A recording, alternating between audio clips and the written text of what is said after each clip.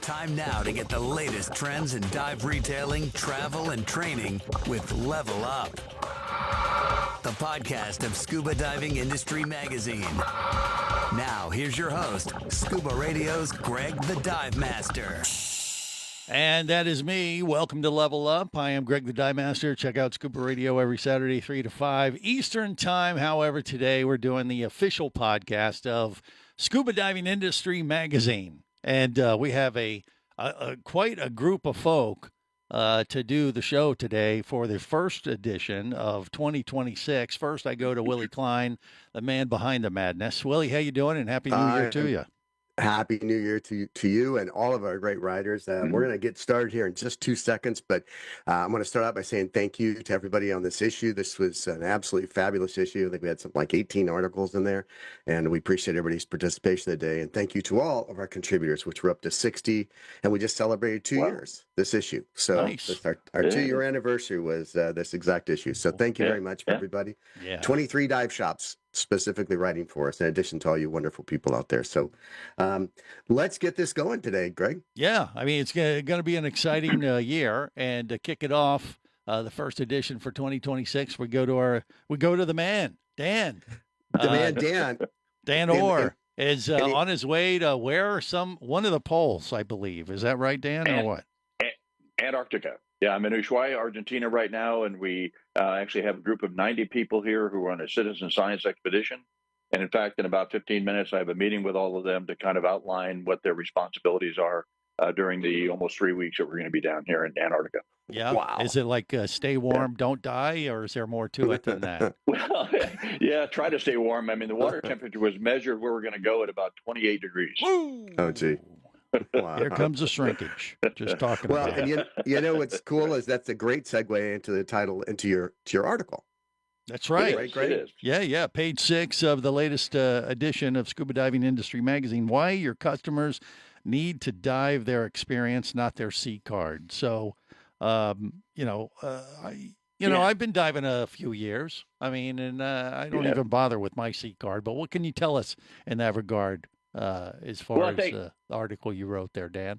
Yeah, I think it's important to tell the people that we train, the people that we deal with, that there is a difference between being certified and being qualified to dive. Because the certification, of course, is a process where you do the academics, you do the skill training in a pool, you get a certification card that indicates that at that point in time you are qualified to enjoy the open water safely. But qualification is really different. Qualification is more of a dynamic process. It really has to do with a particular period in time when your skills are where they should be to do the things you need to do to be a safe and competent diver. And in fact, when you travel, and of course, as you know, I do travel a lot, and a lot of times I'll be selecting a buddy and then I'll talk to them about their background, and they'll say, well, I've been certified for 10 years. And that means absolutely nothing to me. That means their certification card's been in their wallet or purse for 10 years. It has nothing to do with their abilities. I want to know about the last dive they made. I want to know about how the dive was, where they were diving, what the conditions were, to see if they are indeed qualified to dive rather than just simply being certified. Mm-hmm. Yeah, they got to talk the game. You know, they may say, they've been diving for 10 years. Then you look over at their regulator and you see it's set up upside down or something like that. Or they forgot to put on their fins, or, before they jumped off the liveaboard boat. Yeah, it's happened, right? Yeah, and it's really especially important for the kind of things we do here, because everybody has to have a lot of background in diving before you do an Antarctic trip, because, of course, you're dealing in very challenging conditions. And a lot of people, including myself, when I come here to scuba dive, I'll actually take a day or two beforehand to do dives here in the Beagle Channel to make sure that my skills are where they should be before I start doing dives in a much more challenging environment. Right. Well, yeah, that is good information regardless. Any other special questions you have to ask them for like a trip like you're on right now? Because, I mean, you're diving some pretty extreme stuff, right? It's fairly chilly. Yeah. And for one thing, the people that do dives in these conditions, not only do they have to have medical qualifications be signed off by a physician or a medical professional, but they also have to prove that they have a certain number of open water dives with a dry suit and the condition of diving, because you simply don't want to be here doing diving in 28-degree water without a dry suit on. Right. So people have to really prove as best they can those qualifications. So they have to be signed off by somebody that is familiar with their abilities. All right. Well, I want to see the video of you doing the polar bear plunge. Yeah, that's going to be great.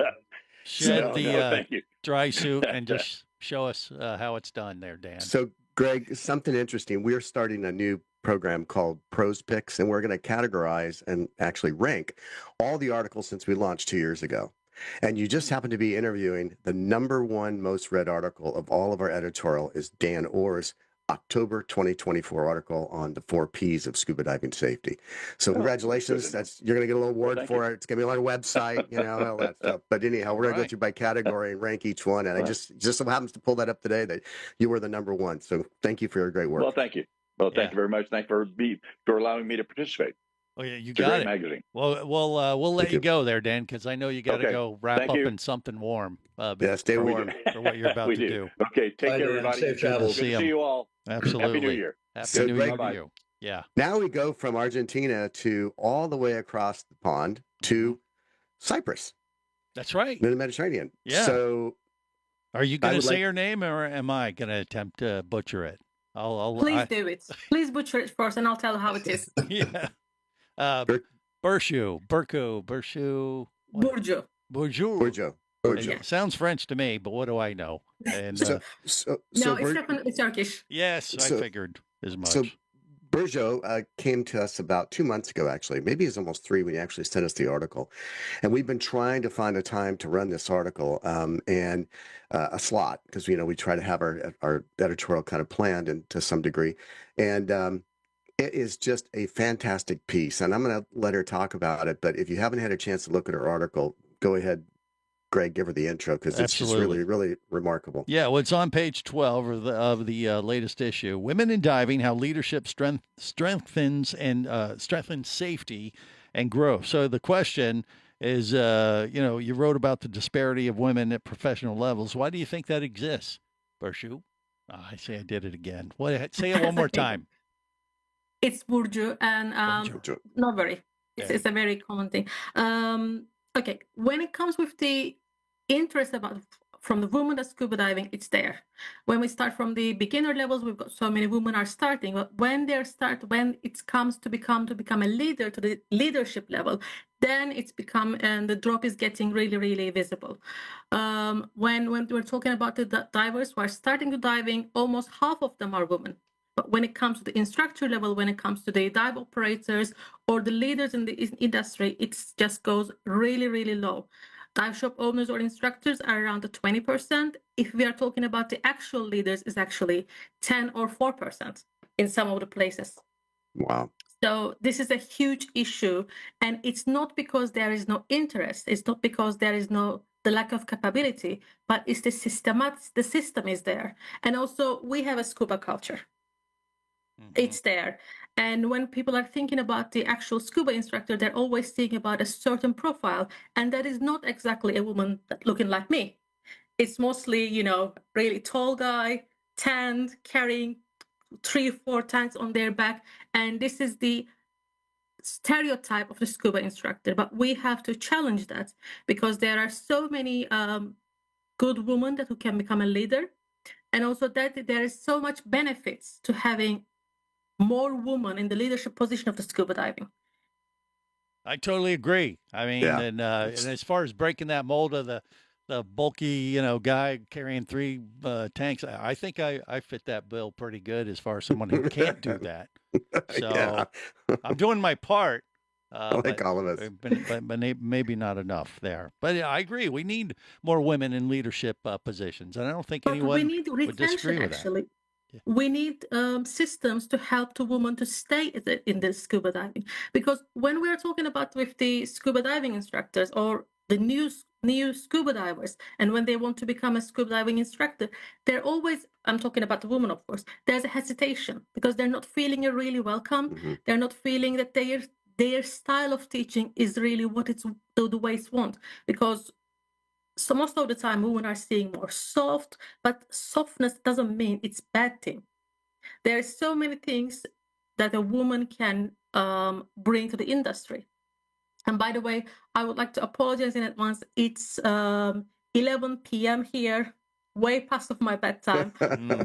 So please give me a little bit of slack with that. No, you don't need it.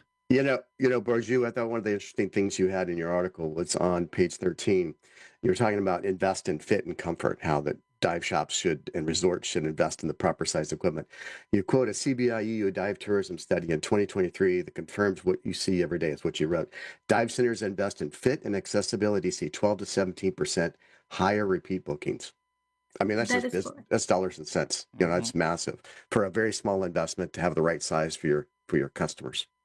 You know, most of the people are not aware of it, but women are talking online. Okay, right now the communication is different. We've got our own groups, we've got our own forums, and there are so many women-only scuba divers groups that you can find on the social media. And if the first thing that most of the women are having the hesitation or even feeling embarrassed is if I'm going to find a, correct size for my body, especially if they're on the leaning on the plus size. That is never a problem for a man because usually a wetsuit goes up to 4X large. But a 4X large is for a man is like 190. I'm talking about meters because I'm from the Europe, so sorry guys. I don't do the feet and pounds. I'm sorry, but we're almost talking about a 2 meters man. We don't find a woman usually on 2 meters. So when they find a shop that has the correct size of the equipment that fits to their body, and it's quite easy actually. It's not difficult thing to be able to put some woman size over there. Right. Woman cut actually, not just a size. I'm talking about a different cuts because we have different bodies. It just changes so much. It just changes the perspective for the woman, and it brings more clients. And people, and especially women, are talking about, and they say, okay, this brand, it stores this. Let's buy this brand. Or they say, okay, when you go to Cyprus, go to X dive shop because they have the sizes, and it's just a really good way of retaining more clients. That's excellent. Very Absolutely. well said. Well, thank you. I'm going to challenge you to keep writing for us because you've had some great insights, and I think that there's a lot more you could lend and continue those articles coming. Our deadline, by the way, everybody, is on the 15th every month, so don't forget. Okay. There you go. And I you, agree. We Thank you, need guys. more women in diving, which brings us to our next one, who's like a rock star in her own right. Doesn't matter if she's a woman or a guy. It wouldn't matter. She's a rock star any way you look at it. I'm talking about Catherine Castle-Garcia, page 32 in the January issue. Well, January DEMA do-over schedule and more books is the name of the article she wrote for the latest issue. So what does the DEMA do-over actually mean there, rock star Catherine Garcia? What do you think there, Catherine? Everybody, I hope you can hear me okay. I'm coming to you live from a road trip. C2G2 Productions is just wrapping up a trip from Catalina and finishing that. So we're transiting. But the DEMA do-over is, first of all, who remembers DEMA? I remember it. It was awesome. Yeah. It was a great show.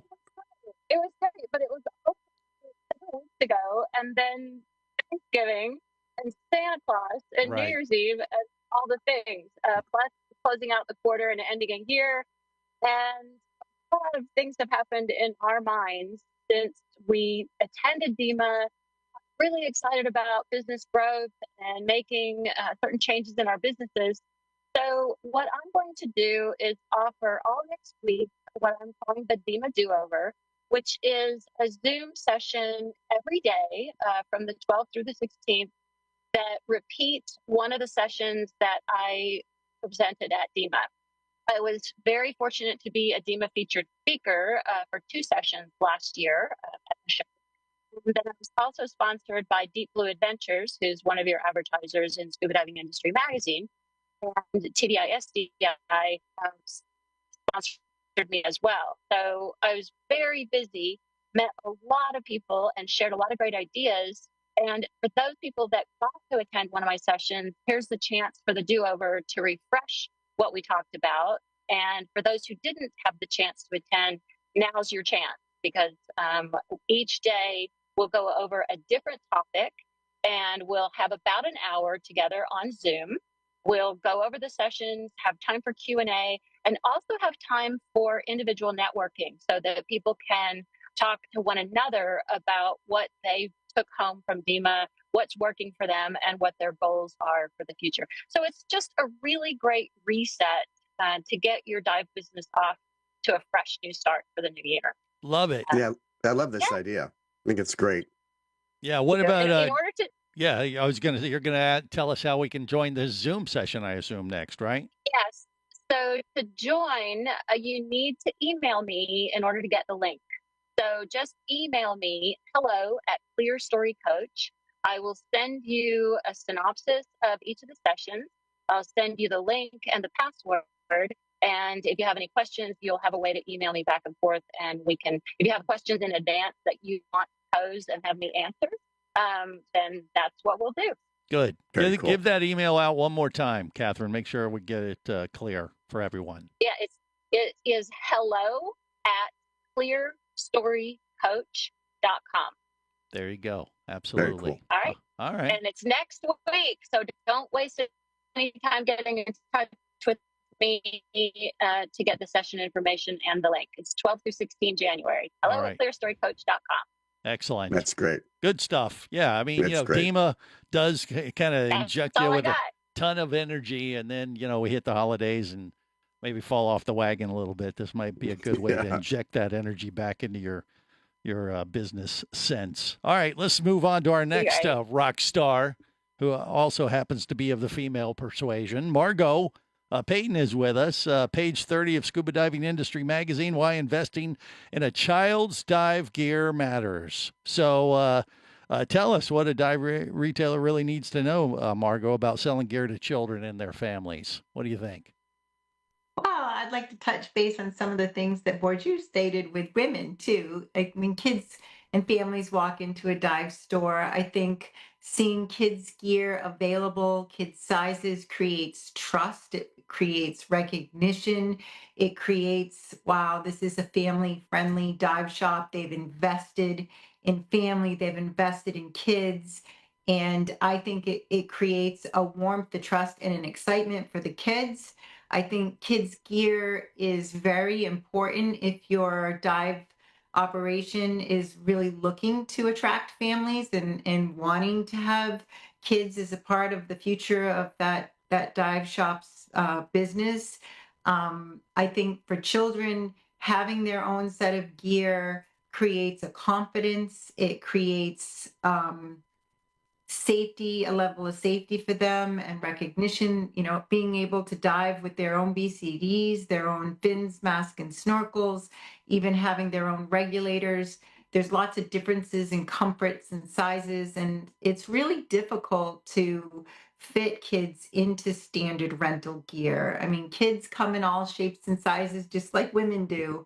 And I think that, when we can have kids in good fitting, snug, comfortable gear, it really determines whether they're going to stick with scuba diving and whether they're going to continue and whether they're going to have fun. And I think, very much like women, that first experience is key, and you need to make it engaging and exciting, and you need to make them feel important and welcome. And there's nothing like that, than walking into a dive shop and seeing, youth BCDs on the wall, small mouthpieces, and fun colors too. One of the things I wrote about in my article is that it does create a trust for the parents. It creates a fun atmosphere for the kids, and it keeps them engaged. And I think this is something that's very necessary for our dive shops to be able to be doing in today's environment. And, one of the things, I do understand that gear can be very expensive for families, but one of the things that's working for a lot of people that I talk to is secondhand, gear. If kids take really good care of their gear and when they're done or they've outgrown it, they turn it into that dive shop and it's reserviced and working well. It can be, you can give a credit for that BCD or that fins, mask, snorkel set for a new set. You can have a special night where kids can exchange or families can exchange gear, or, with families with multiple children, they can pass gear down as long as it's maintained and serviced with their dive shop.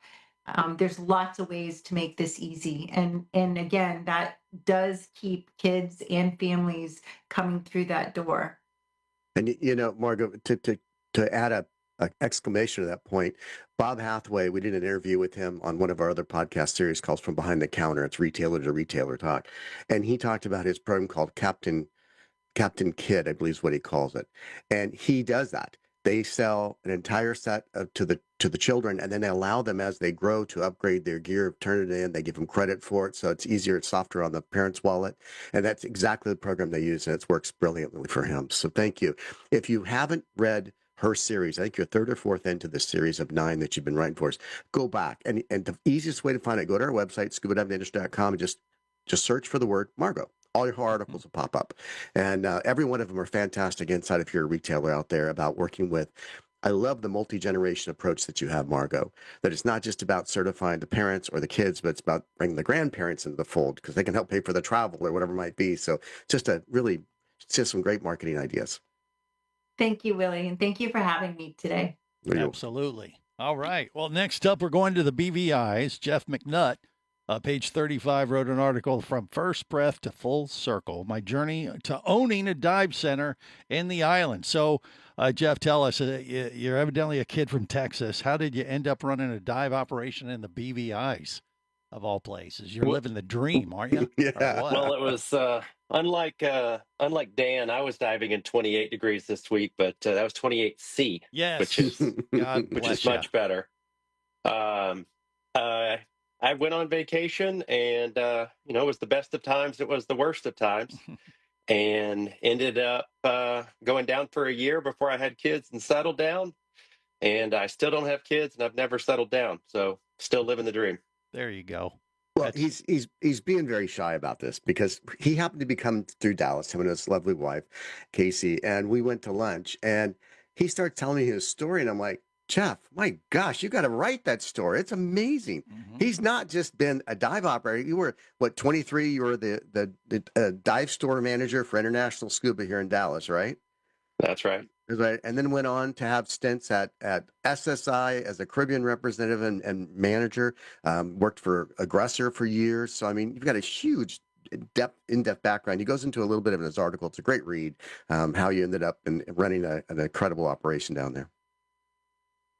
And it's been just, a lot of work, but I just 3 solid weeks. I got my first day off yesterday when I flew back home to Georgia.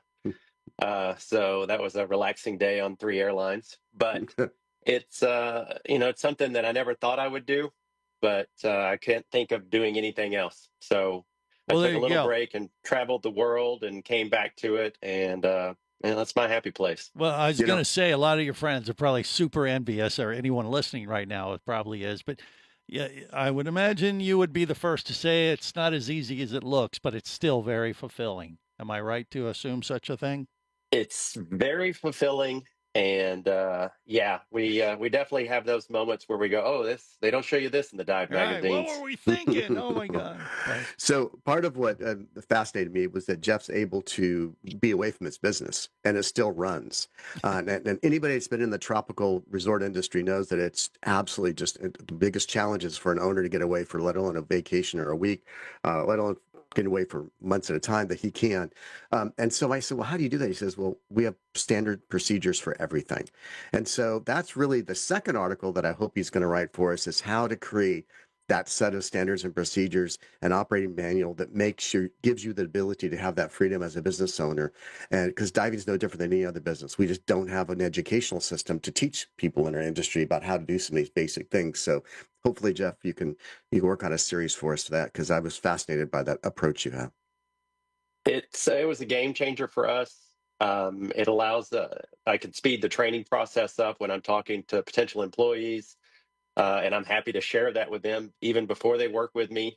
There's not any good ideas left. We just borrow them from each other. So I want to try to get as much of that out there in the world. And one of my biggest things is, when somebody comes up and says, hey, man, when are you going to quit this and get a real job? And that's just the biggest insult to, true dive professionals. Right. It's like, but you still you're get right, to turn right. You get to turn it around on them, though. Yeah. But you do get to turn it around on them and just say, well, I could get a real job, but that would take away the opportunity right now to say, suck it, loser. I'm in the BVIs That's right. and you're not. I live where you vacation is usually my go-to. Exactly. That's great. Great. Good stuff, Jeff. Great article. Thanks again, Jeff. Thanks for being with Thanks us. for He's having new me. to us, so it's wonderful to have you on the show. There you Thanks go. for the welcome. Cheers. Mhm. All right. Next up, we got David and Lily. Talk a little bit about travel on page 30 or 43 of Dive Industry Magazine.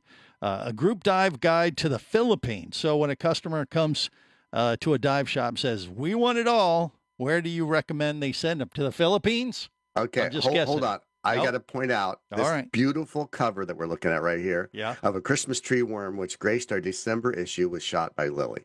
This is a uncolor corrected image. We didn't even convert it to CMYK. She literally sent it to me, and I dropped it directly into the magazine cover, and that's what it came out. And you should have them in the mail today, by the way. I got mine today in the mail, but it is absolutely just stunning. So well done. Yeah. Lily, sorry, I've got the background thing on. But with AI, you could have added ornaments, Willie. Maybe. yeah, I could We're a have, but it month does. behind. When you look at it, it actually has little tiny I know, little you Christmas don't tree need- balls on the front of it. It's really quite spectacular. So thank you, Lily. Back to the editorial. Yeah. Okay, so when your customers say they want it all, then they should consider heading to the South Pacific to an area known as the Coral Triangle. And this area is known for the most biodiversity on the planet. So one of the countries in the Coral Triangle is the Philippines, which is what our article is about. So for example, the Philippines has over 3,200 species of fish, nearly 500 species of coral, and over 1,400 crustaceans. That's a good place to find it all. Yeah, this is an area that's located just above the equator, so it's providing warm water. And due to geographical influences, there was no ice during the Ice Age in the Coral Triangle. So this allowed biodiversity to come up there. And so all sorts of different species to form and prosper and diversify, both under the waves and on the land. While marine life is spectacular, as what Lily mentioned, all the different types of fish and things that you can see, on land, there's over 13,500 plant species in the many forests in the country, and over 3,000 of those can only be found in the Philippines. Wow. And the same goes true for mammals, reptiles, birds, where hundreds of species are endemic to that area. That's amazing. Yeah. So the challenge of trying to see it all in the Philippines is that all this diversity is scattered over 7,641 islands, depending on sea level. And then that's covering an area of almost 116,000 square miles, or about 300,000 square kilometers. That's a lot of territory to cover on a dive trip. But luckily, there are many popular dive destinations, like all around the Verde Island Passage area or around Cebu, where you can see most of the biodiversity and many critters that most divers probably haven't seen before in their dives. Yeah, the Philippine government recognizes that the dive travel industry is a major source of income, for the country, and they've actually installed over 1,800 marine protected areas across the island to ensure that biodiversity stays there and remains an attraction. There are seamounts and reefs there where, they're so populated with all sorts of marine creatures that it sort of reminds you of seeing the streets of Manhattan during rush hour. It's so busy in there, and it's a lot of places. It's a challenge to see a patch of open blue water without fish in it. It's amazing. And if you're more into shipwrecks than reefs, Philippines also offers that option as well. There were many sea battles around the islands during that saw World War II action, but also weather issues also throughout history caused a lot of shipwrecks. So you can dive a World War II era battleship in Subic Bay, or maybe even try to discover a lost galleon, since the Philippines has major ports for Spain's trade network in the Far East. Yes, the Philippines, it's a place where you can find it all. That's amazing. Good stuff. Yeah, you know what? You Thanks. had me at warm water after talking to right. danorr and Antarctica. But what I love about your article is, you gave a lot of really great tactical information. You broke it down to kind of big areas where you're going. Because if you're a dive shop and you're thinking about trying to book a group and you've never been there before, it's very daunting because it's not one place you go to. It's a very large, diversified area. So thank you. Great job on that. As a matter of fact, we were there twice last year, total different areas to see totally different things. Well, that's amazing. It's on my list. I haven't been to that part of the world yet, but I got to get there for sure. Good stuff. Thanks, guys. Yeah, thanks again, both of you. All right. Up next, we have Gil Zeimer, page 39, a new approach to second stage is the technology behind the Planet 88X regulator. So what makes this second stage so different? Gil, tell us. Hi, everyone. Happy New Year, belatedly. So for this article, Willie and I had the opportunity to talk to two executives at Mari's. One was the marketing director and one was the chief technology officer, whose name was Dr. Sergio Angelini, and who lives in Italy or from Italy. And he actually had been developing this product for decades. He was an engineer at Scuba Pro, where he first had the idea of creating a spring-free regulator. And then he went to Mari's, and the way this is a game changer is this regulator only has 4 moving parts. Very simple. The second stage, multiple patents. Yeah. And so it has a seat, a rubber sealing pad, a single O-ring, and a pressure chamber. It does have a spring, but it doesn't. That's really not involved in the operation of it. And I had the opportunity to test dive it, as did Willie, as did Lily and David. And so I'll keep my remarks short here so they can weigh in too. But the way it's another industry game changer is that it is so simple because of its scarcity of parts that it's easy for any dive shop or dive operator to tune it up. And because it has fewer parts, reduced downtime, lower maintenance complexity, and longer service intervals. So they've tested this on thousands of dives, and it's very easy to fix, and it's got a great track record. And I'll say what I thought of it, and then they can weigh in. I had a Mari's regulator for about 30 years that I would constantly have tuned up over the years. And when I test dove this one, it was really like you're not even breathing. I haven't ever dived with a rebreather, but Willie said it was similar to that. So I'll let them weigh on it too. Yeah, and the reason we don't normally test gear because we're not doing gear reviews here. This is an article about the technology behind it. I don't know if many of you have taken apart regulator second stages, but most of them depend on the same simple concept. And that is when you inhale, your breath creates a negative pressure in the chamber. That negative pressure draws in a diaphragm that's attached to a spring lever that opens up the airflow so that you can breathe. And there's a lot of varieties of ways they do air assisted. Once that valve starts to open, there's some cool things they do, like they do the Venturi effect. There's other regulators that can complement it, but it still takes that initial slight inhalation. And as a diver, like many of you for your whole life, I don't even think about it. I'm used to using rental regulators all over the world. I don't even think about breathing. I really don't, unless it's just a really, really hard breathing regulator. It's because we tune out that little hesitation that causes the valve to open because we breathe millions of times underwater. So the first time of putting this in my mouth, I compared it to a rebreather because there was zero hesitation that you would normally have at the beginning of that breath, that microsecond when you start to inhale. There is none because it doesn't rely upon the same technology to open that valve. What happened is they fill the pressure with the actual second stage with pressure, unlike a typical regulator has no pressure in it until someone inhales or exhales through it. They fill it with pressure, and the minute you inhale and reduce that pressure inside there, it opens up the valve. So it's a pneumatic. It's called an aromatic as their technology. So it really is a game changer. The side benefit is the low number of moving parts, which works great for the tropics and for servicing. So good. I'll let David and Lily chime in because I know that they got a chance. I think Lily got a chance to try it. Yes. Well, what I found with it is that it was extremely smooth because as a photographer, you're in all different orientations, and there was just no hesitation. It was just smooth breathing. Didn't matter what orientation you were in. I even did a few somersaults, and it just went smoothly. Yeah, we all did a bunch of testing like that, upside down, all kinds of stuff, just trying to not to break it, but to find that point at which it breathes like a regular regulator, and we couldn't find it. Now, the first stage is just a piston regulator. It's a beautifully built, really nicely engineered regulator, but that's not the secret. The secret's in that second stage. That's what changes. It's going to be a game changer for our industry, I believe. Very nice. It's always good to have new tech. Yes. Coming to the industry like shot in the arm. All right, let's move on to our next writer. Page 24, The Power of Being a New Retailer. Rachel Connor's with us. So what's the superpower of being a new retailer. Rachel, explain. Do you get a cape and a mask or what?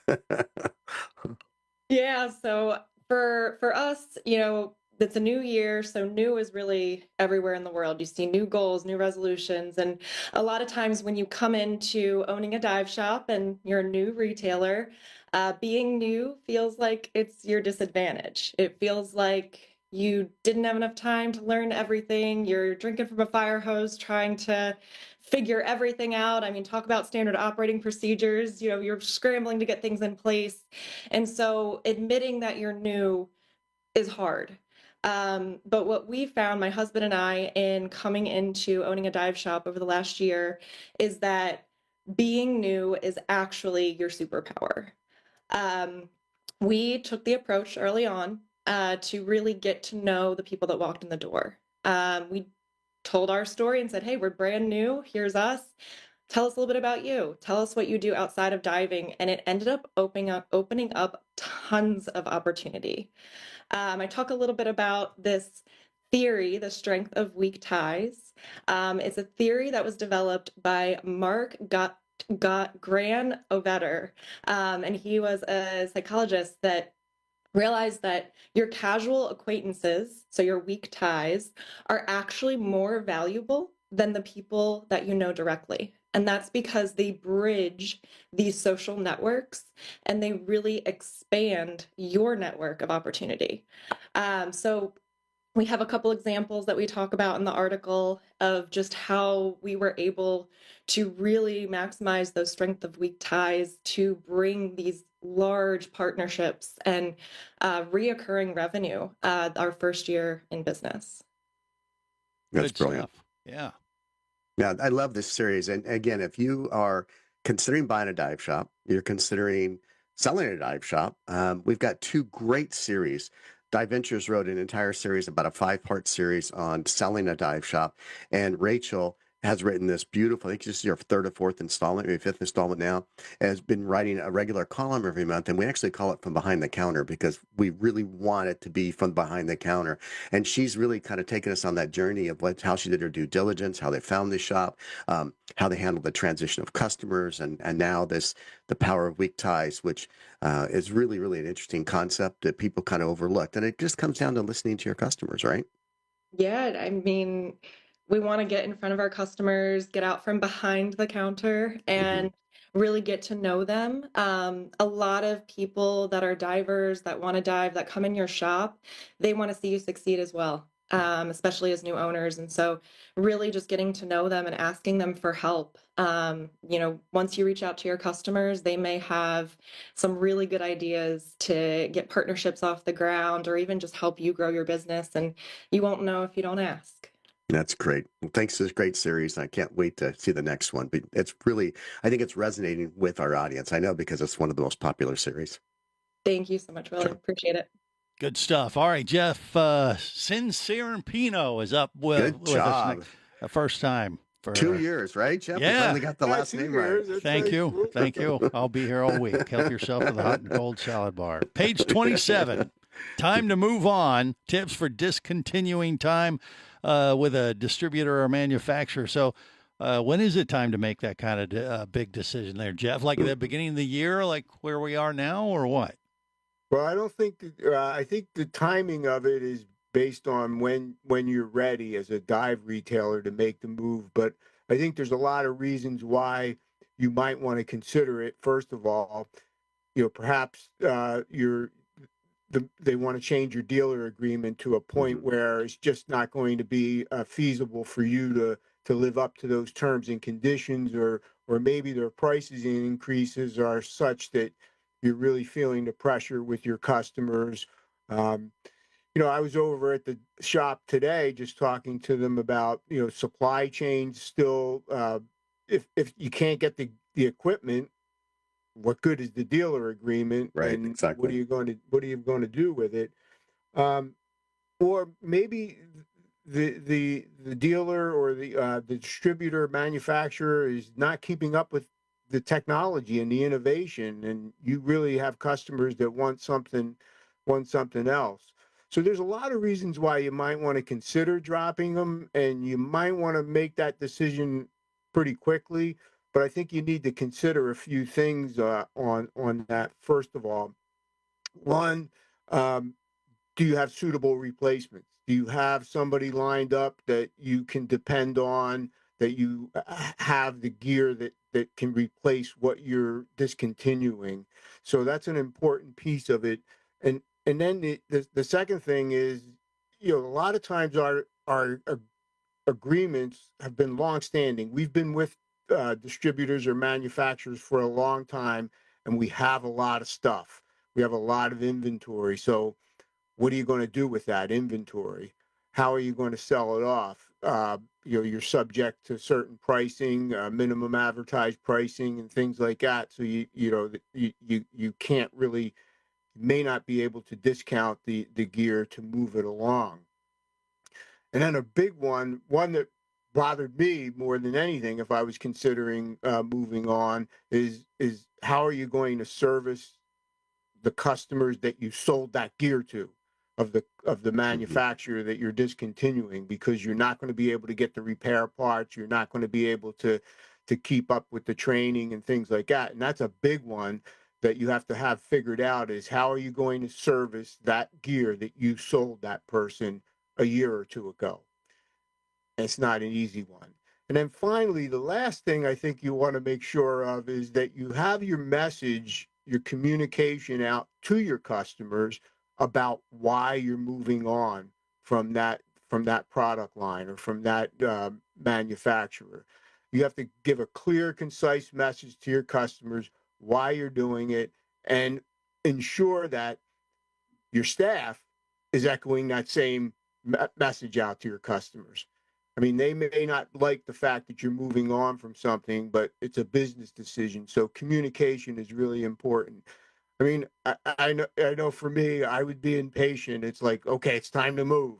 And then you have to take a step back and say, well, let's really think about all the considerations for moving on. But yeah, it's still a problem. I think there's still challenges out there in the industry with some supply chains and things like that.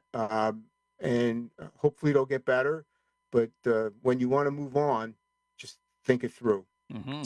So if you're a dive shop out there and you're listening to this, you work for a shop, Jeff has written an incredible series, probably up to 15 or 16, 18 issues. I don't know, maybe you've been almost in 20, but this whole series is very tactical. If you're a dive shop, it's very solid information, inventory, how to do this, how to do that, how to find this POS system.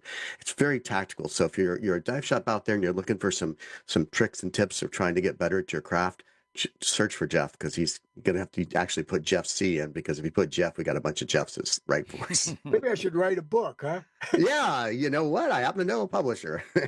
All right. There you go. Well, thanks for that, Jeff. All right, next up, we got Gretchen Ashton. So page 28, fitness motivation for dive shop. She's already motivating us for joining us today from our workout room. But Gretchen, tell us, how can retailers increase profits with fitness programs? What do you think? Okay. So the first word that comes to mind right now at the beginning of a new year is longevity. You don't have to start over every year. You can pick up where you are now and move forward with all of the great things that you've learned and have working for you now, and then just add some more to it. So adding fitness into concepts for the dive industry might be adding something new to your awareness, to your dive shop marketing. And I think it really depends on the shop. Obviously, we've talked about some of the things like leasing out a pool for a fitness class when the pool's not being used for dive instruction. But some of the other things could include just simply advertising your group trips at a fitness center on their board. Fitness folks are typically adventurous, and obviously scuba diving brings a lot of adventure. So if you've got a group trip planned down the road and you want to invite someone to go along with you, a gym is a great place to advertise. We have 3 million divers in the United States, about pretty like close. that? Yeah. Okay. So in the United States, we have 77 million gym members. and 247 million people in the country that do at least one exercise activity. That's So big numbers. Wow. it almost sounds like, how could we not have clients that are involved in fitness rather than, I mean, like, how do we avoid them, right? But I do want to share that when I first started diving back in 2000, I was already a fitness professional. I'd already been exercising. I was a competitive athlete. And I never thought once about whether I would be able to perform any of the activities of diving. My dive buddy and I were just talking about this the other day because we have aged and diving feels a little different. But back then, everything that came to us in our diving experience, we were absolutely physically prepared for, and we never gave it a second thought.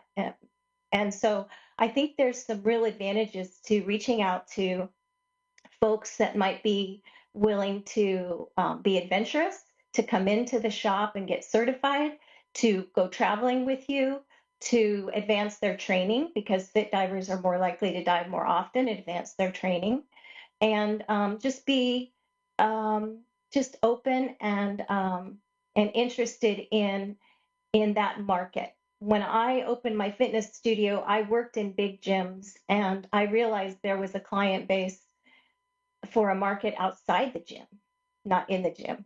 And so while I took good care of the clients in the gym, I actually went out and opened up one of the first private studios in my area, which is sort of unheard of at the time, and had a great following of people who were looking for that type of one-on-one environment. So if you're a dive shop out there and you've got either access to pool or you have a pool, and a large percentage of retailers, I think I've seen somewhere in the neighborhood of 60% own a pool or have access to their own pool. I'll guarantee you that 90% of those people have that pool available from 11 a.m. until 4 p.m., pretty much sitting all day long, just burning chlorine and heat. So, there's no reason you couldn't start an aqua fitness program over the lunch hour, for instance, in your shop. It's just a mentality. And here's another problem too. If you're a dive shop out there, how do you get started? She has an entire program off the shelf.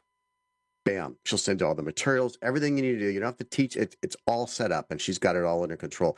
So she has a program called Scuba Fit. It's worth looking into. I love this series because I love anything for a dive shop that creates an alternate form of income. It's called ancillary income. You already got all the expenses of the shop and the pool and everything else running. That's why I love when people talk about the mermaid classes or the swim classes. And it's just a great utilization of the exact same assets. And it's also a feeder for your customers. Right. You don't need weights. We got dive tanks. Exactly. Don't need kettlebells. There's some hot dive yoga. Don't need kettlebells. Weight belts. That's weight right. belts. There you Weight go. Belts, Yeah, right. yeah. Exactly. Good stuff, Gretchen. Yes, keep thank us you, in Gretchen. shape. All right, let's move on to our buddy Tech Clark, to be specific. Page 20 of Scuba Diving Industry Magazine, Part 1. New revenue streams at colleges and universities. So you have a new program to help retailers start college and university programs. Tech, tell us about it. What do you got? Yeah, absolutely. Thanks so much for having me. It's great to see everybody. Yeah, so, if you think about it, we're always looking for different audiences, different groups, different locations. And when you take a big picture and look at the United States alone, we have over 4,000 colleges and university campuses in the United States. And what's really interesting is 87% of them have at least one pool. So in our towns, around our dive professionals or nearby areas or nearby towns, we've got this beautiful opportunity of a whole diverse client group, and that is the college student. The college student is young, healthy, motivated, eager to learn. And although we kind of compartmentalize them in a Generation Z approach, and we look at, certain stereotypes about that generation, or maybe they don't have enough money to do this or that or the other thing, it couldn't be further from the truth of what activities there are to do with them and how you can get your foot in the door at a university. So that is what I'm preaching, and that's what, yes, this new course is, the Campus Edge course that I created, the online course. And it is all about getting dive instructors the tools to get into colleges and universities. That's it. I've worked at 4 colleges and universities. I've managed 2 of them, and the 2 that I manage happen to become the top 3 largest university dive programs in the nation, and they were both award-winning. And there's a reason for it, and the reason is because of the great training, the great safety, the popularity among students. We just did things right. And since 1988, that's where I got started at a university. And, my last 14 years were at a university. And so with that, this whole program goes over where can you get your foot in the door. And for any instructor that's out there that said, hey, I tried my local university, oh my goodness. I've heard that so many times. And I said, well, what'd you do? How'd you do it? And as soon as they rattle off a few things, I just shake my head and go, no, sorry, that's not how universities work. That's not how these people respond to that. No. So this is all the strategies to get in, and it doesn't matter. It could be academic classes, which is the highest tier. Like, right, you want to teach a 15-week scuba class that gives academic credit. Great. I can get you there. But there's much easier ways. And that could be recreational classes for not credit, right? And that could be done through recreation or aquatics. But then what about helping a college professor with their field trips that they're going on? They're snorkeling like crazy, going all over doing field observations, but they don't have the supervision talents that you have. They don't know the safety side of things. So they're sitting there dealing with kids that can't equalize, can't clear a snorkel or a mask, get cramps, panic. They don't know what to do. You come along and say, I'll teach a snorkeling class for you, and I'll help you out on your trips, and I'll organize the trips and supervise them. It's a game changer for the professors. And then they talk about you like crazy to the rest of their colleagues. And voila, you're in the door. You've got your first courses there. That's one area. Leasing the pools at a university. If there's nothing else you can do, if you want to get into it, there's a certain way to do it. And there's a certain way to get it for less than they tell the regular public. And I go over all that too. And then finally, scuba clubs. Scuba clubs are huge on campuses, and they usually have a faculty advisor. That advisor is never a dive pro. I mean, it's a professor, right? And so the thing is, you can sit there and really pitch safety and training. And when you get your foot in the door for helping out with a dive club, now all of a sudden, here's where the continuing education comes, or the refreshers every semester. It just opens doors, and that's the whole program. That is what I'm doing now. And this course that I have even has a 1-hour consultation with me where I just help find the right way for somebody to pitch and design and operate a dive program at a university. So that's what it's all about, and I'm pretty excited about it. And Tech, you were telling me earlier that it takes about 3.5 hours to go through the programming, right? Yeah. So it's not, we're not talking weeks worth of trouble. You could do this before lunch on any given day if you're a dive shop out there and learn the basics, and then get with Tech, of course, in the consulting and figure out how to do it. So we actually are partnering with him and supporting this program because we believe that retailers always need another way of making money. And this is something that every town pretty much has in America. Absolutely. Yeah. And globally, too. The same principles will work globally. He's been doing it a few years there. So he definitely knows his stuff. He's the expert. He's the guru. Absolutely. When it comes to that. All right. Good stuff, Tech. Thank you so much. Yeah, all right. Let's move on to page 28. Florida's Panhandle Shipwrecks of the Emerald Coast, written by Michael Salvarezza. I'm sure I butchered that one. Chris Weaver. Sorry, Chris. I left him off the script here, but they wrote this article together.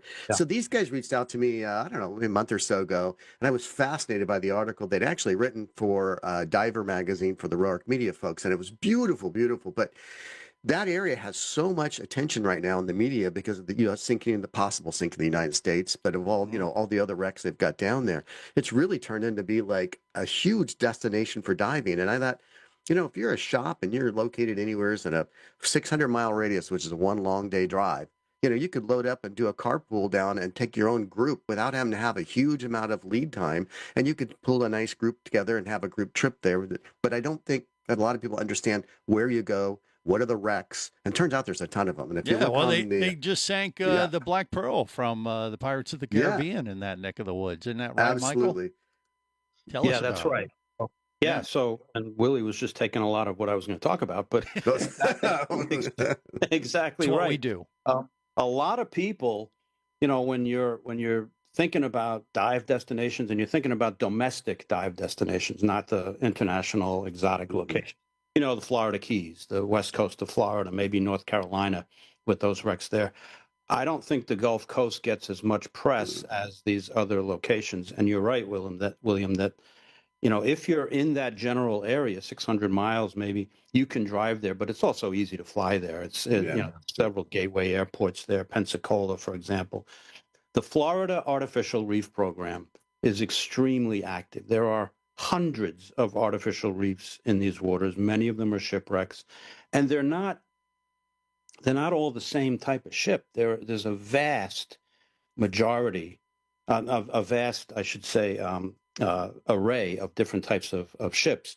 Anything from old tugboats and sort of oil and gas workboats to aircraft carriers. Hey, Mike, I'm going to interrupt you for a second. I just put the map up on the screen because now I'm talking, it's big enough people can see it. That just gives you an idea of the wrecks off the coast there. It's a staggering number. So sorry, continue. It is a staggering number. And what's neat about it is that it doesn't really matter what experience you have. If you're organizing a trip to go there, you can bring tech divers, you can bring beginner divers, you can bring, you know, sort of divers with advanced certification. There's wrecks at different depths for different skill levels. The Oriskany, for example, probably the biggest name currently, sunken aircraft carrier, went down in 2006 in 212 feet of water to the bottom. But you can reach that wreck in 80 feet or so, 75 feet. And as you might imagine, it's been down now almost, well, I guess 20 years now, completely overgrown with marine life. A lot of people, are thinking about the ships and the wrecks, but there's everything from mackerel to spadefish to schools of barracuda to Goliath grouper, all kinds of stuff. So I think organizing a trip to the Panhandle in that area comes with a lot of opportunity for interesting dives. A couple of tips: the boats, the dive boats. There are a lot of them. Not a lot. There's a bunch of them. They're more often of the 6-pack nature than the larger dive boat that you might be familiar with. So if you're planning a trip, you got to kind of organize the group size and maybe the boats that you're chartering. But you could, for example, have one boat going out to the Oriskany with some of your group, and you could have another boat going out to some of the inshore wrecks with other members of your group and swap it up.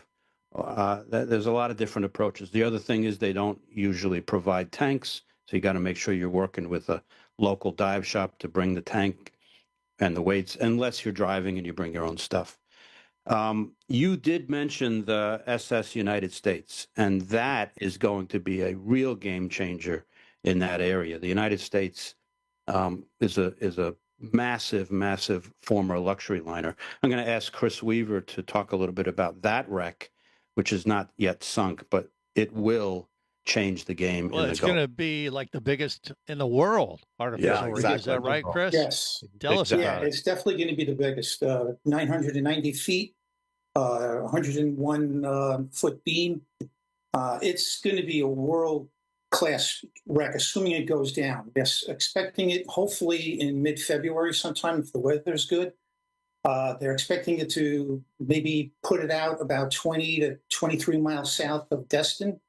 They're going to cut the stacks off, and hopefully, if everything goes well, they're going to hopefully sink it in 180 feet.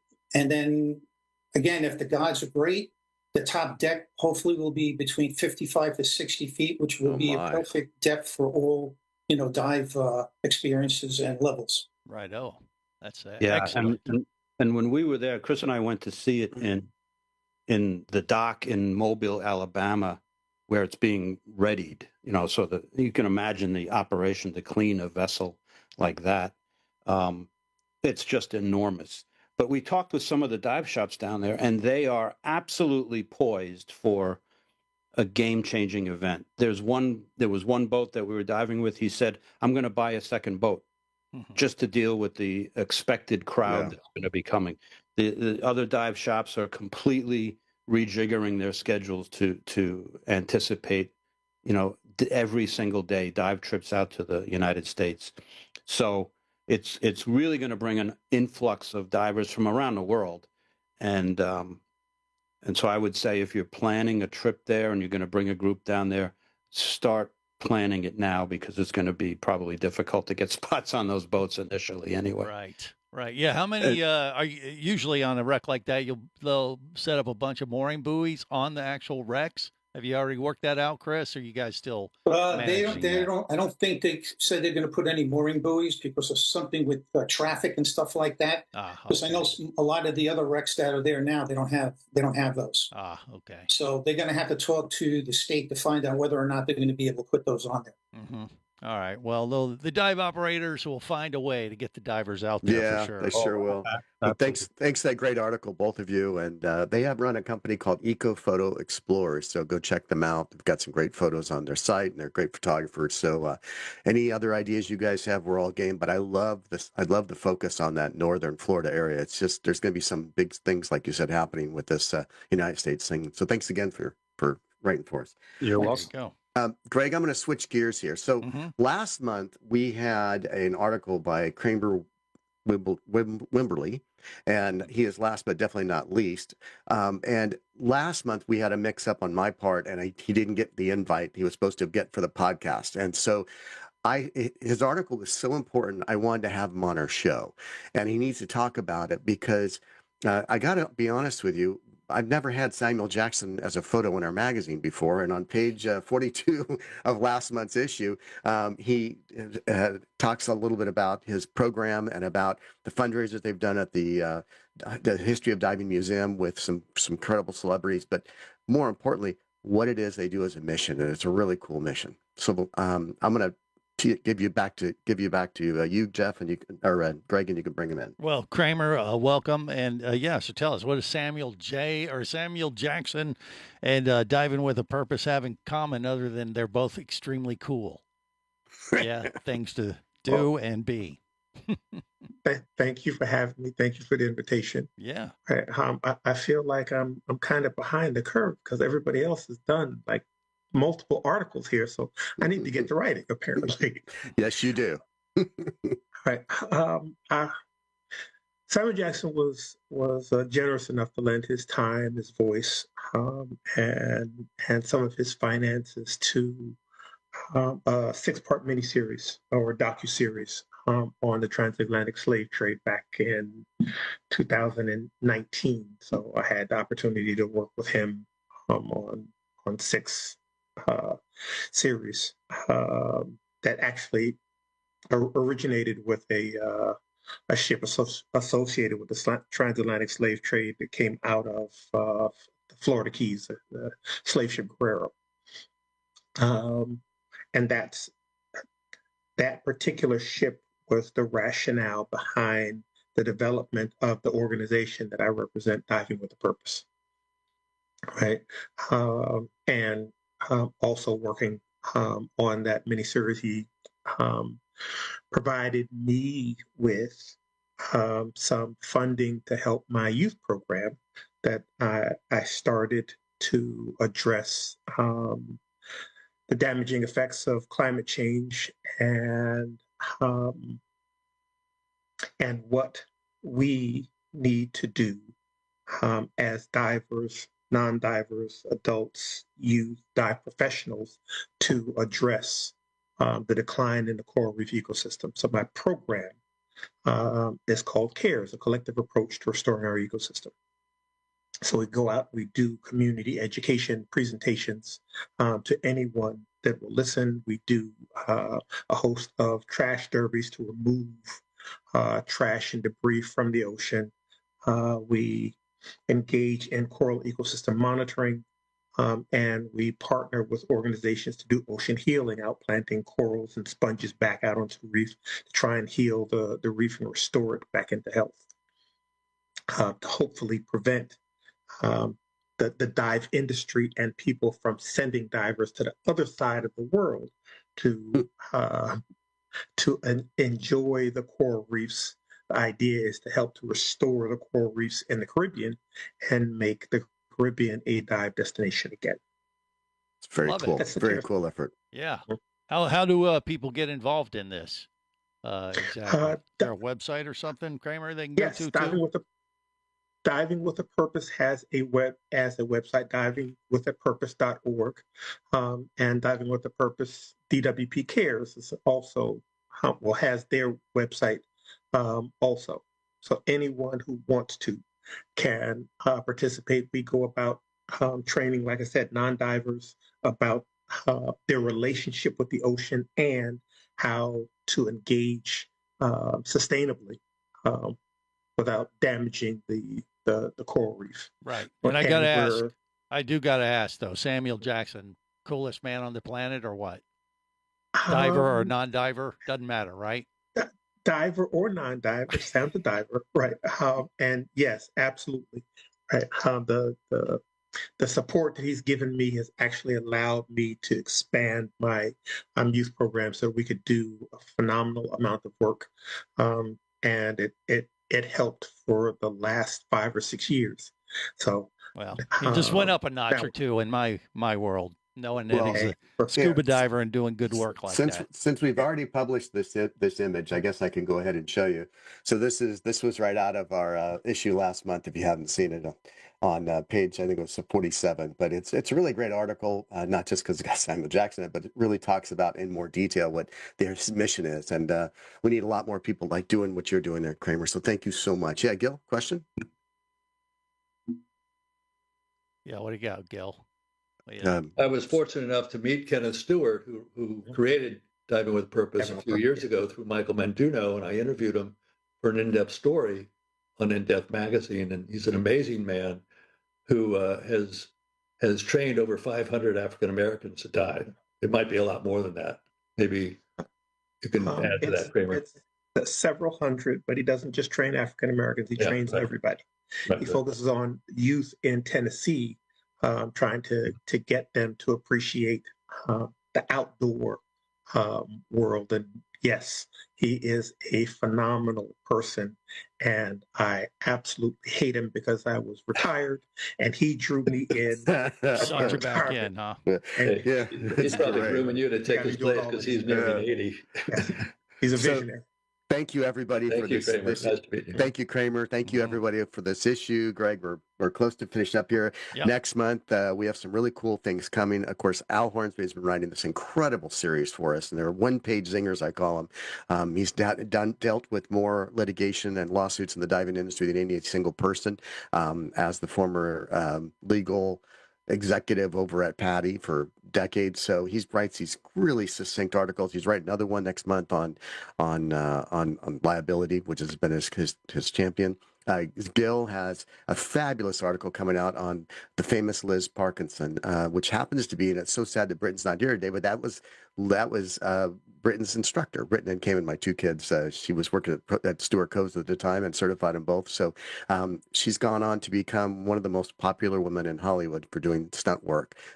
Just finishing up on the Avatar series. Yeah, mostly. the Avatar movie just came out. Yeah, and then we have Dan doing a rule of 3, and then Alex, unfortunately, is on his way to Bonaire, boo-hoo, but he couldn't be here, but wrote a beautiful article on why dive destinations need to really seriously consider the sustainability aspect for the diving industry. So it's going to be a great article. Mark Hatter, which had, I believe, I want to say it was, I can't remember which issue it was. Maybe it was our November. No, this has been our August issue. Anyhow, we've got an article on Kwajalein, diving in Kwajalein, which is in the Marshall Islands. It's kind of it's a military base, but there is places and ways that people can get to the wrecks of there. And he's featuring an over-under shot of one of the famous wrecks in Kwajalein Bay. So it's just spectacular. So that's it for us. Thank you, Greg. Thanks for co-producing a great show with us. And thank you, all of our writers. Don't forget, our deadlines are always on the 15th. If you're out there and you want to write for us, reach out to us. Yeah, if you're a diver, you got what it takes, pretty much. All right, well, that'll do it for our first Level Up podcast for 2026. Until next time, check out Scuba Radio in the meantime every Saturday, 3 to 5 Eastern Time, and we'll see you there. Till then, though, remember, it's always better where, Willie? Down where it's wetter. That's it. This has been Level Up, the podcast of Scuba Diving Industry Magazine. Produced by Scuba Radio and the Klein Group. For more info, go to scubadivingindustry.com.